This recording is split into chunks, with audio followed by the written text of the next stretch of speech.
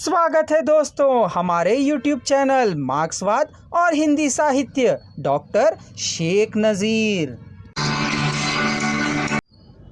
जब तक यह खद्दर के दूध के धुले चोगे पहने राक्षस तुम्हारी हमारी छातियों पर हैं, हमारी किस्मत यही है।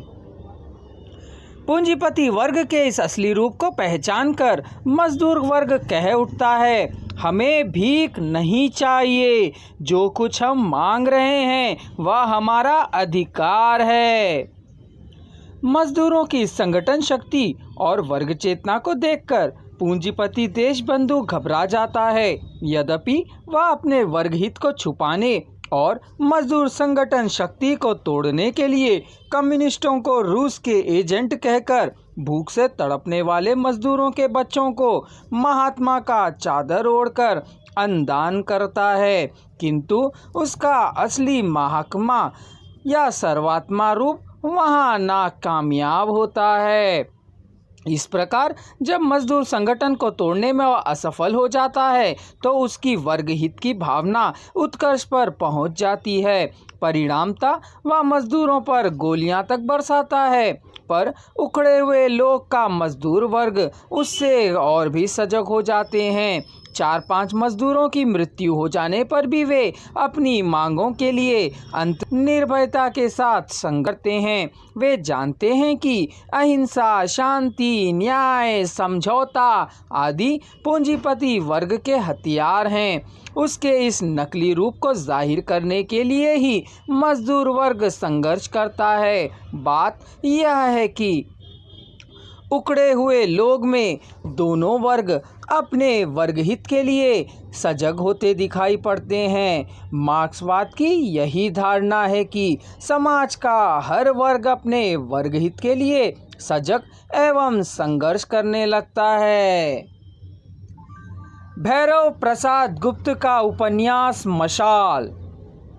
यह उपन्यास मूलतः पूंजीपति और मजदूर वर्ग संघर्ष को लेकर चित्रित किया गया है। उपन्यासकार स्वयं एक मार्क्सवादी विचारक होने के नाते उन्होंने उपन्यास में व्यक्त वर्ग संगठन एवं वर्ग चेतना को साम्यवादी दृष्टि से प्रस्तुत किया है। इसके लिए वह कानपुर के ऐतिहासिक मजदूर आंदोलन को आधार बनाकर भारतीय मजदूर वर्ग को केवल राष्ट्रीय स्तर पर ही नहीं बल्कि अंतर्राष्ट्रीय स्तर पर भी अपने वर्ग हित के लिए सजग एवं सचेष्ट होते हुए दिखाया है। उपन्यास की भूमिका में ही कहा गया है, मजदूरों के इस संयुक्त मोर्चे की आवाज़ कानपुर के मजदूर आंदोलन के इतिहास में सदा अमर रहेगी।